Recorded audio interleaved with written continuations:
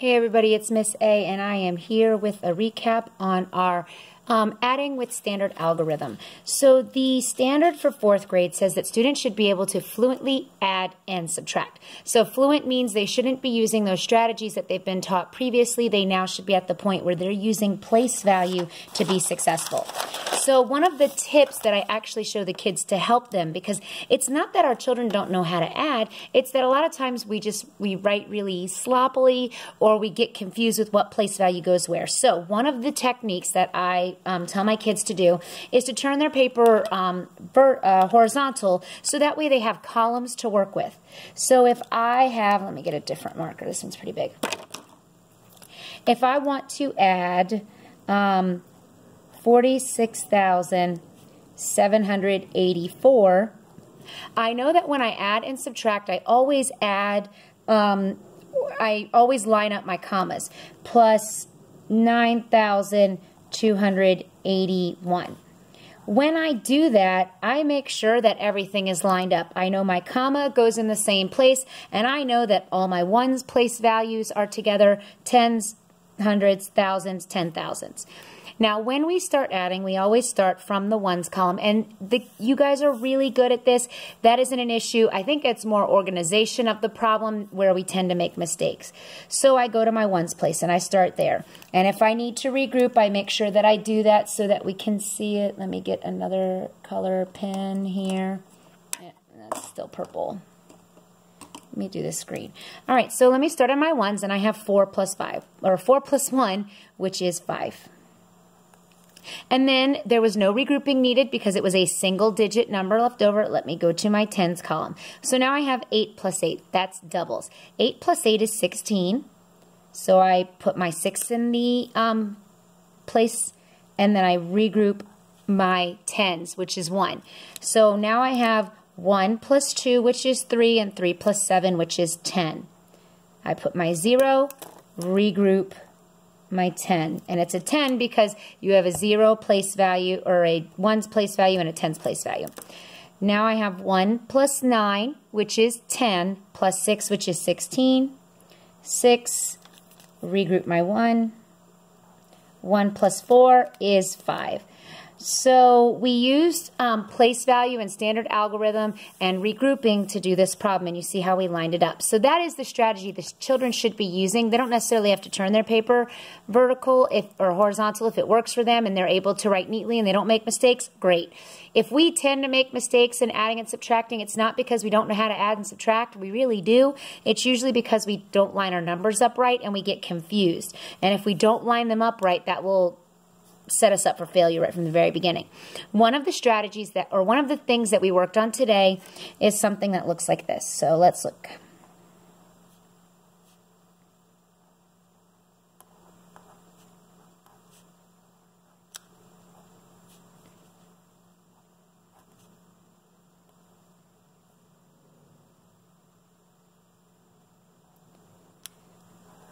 All right, so what the students need to do with this, and this isn't a number, this is a missing digit. Their job is to solve for this digit. So we start just like we started over here with our ones place. 9, oh wait, and they're given, sorry, they're given an answer.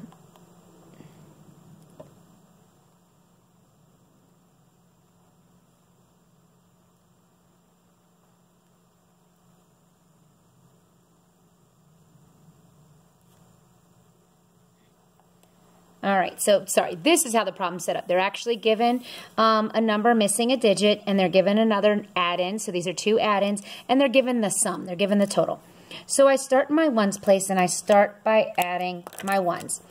9 plus 6 is 15. I know that's a 5, and I do my regrouping. I do that so I don't make a mistake. Now I have 1 plus 2, which is 3, plus 7, which is 10. And I regroup my 1. Now I have 1 plus 4. 1 plus 4 is 5, and I have to get to 9. What do I add to 5 to get to 9? That is 4. And then 5 and 5 is there. So my missing digit is the number 4. They will have some things that look like this. And then another thing that they had to do, and this is seems to be a trend amongst many 4th graders, is they will be given a problem that looks like this.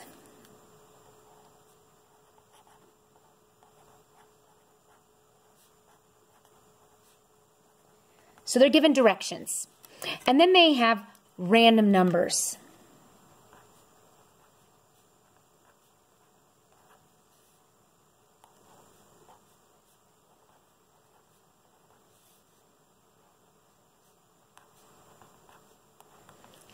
So they will be given a problem that looks like this, or it could say calculate the difference, calculate the multiple, calculate the dividend.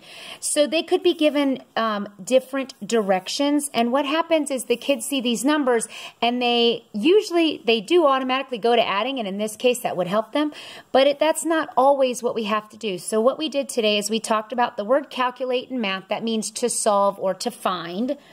And I think both groups decided afterwards that we really talked about the word calculating as meaning to find at this point. And this word here tells us what type of math we're doing. Now this is a sum, and we know the sum is the answer to an addition problem, so we know that we are finding what we're adding today.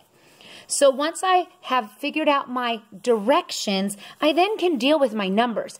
Before then, they're just random numbers on a paper. I don't know what to do with them. So now I'm going to line them up.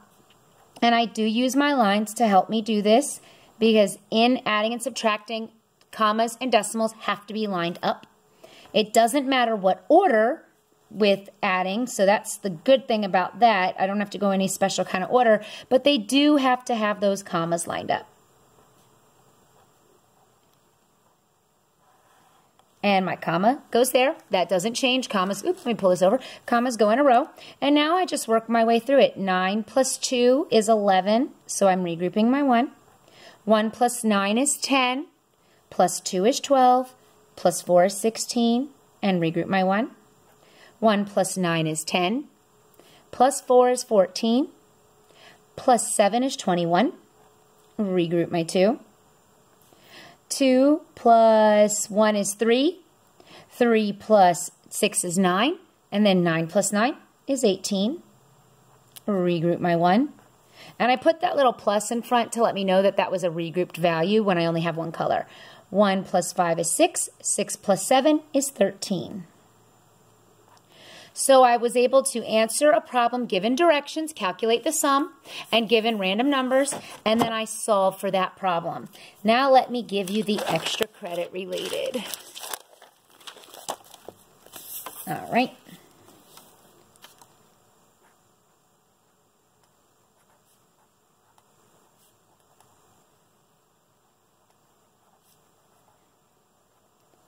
Find the missing digit.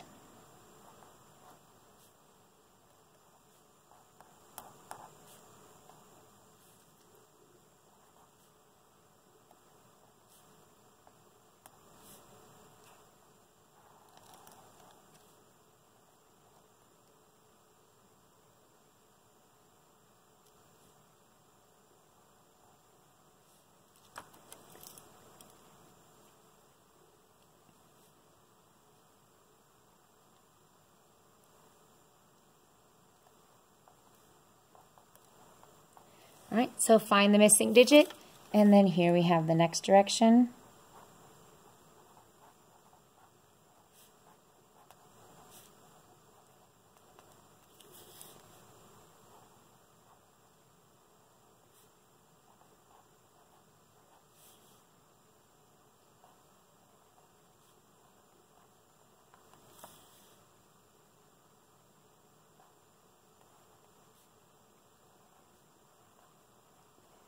All right, thanks for watching, everybody. I hope this video helps.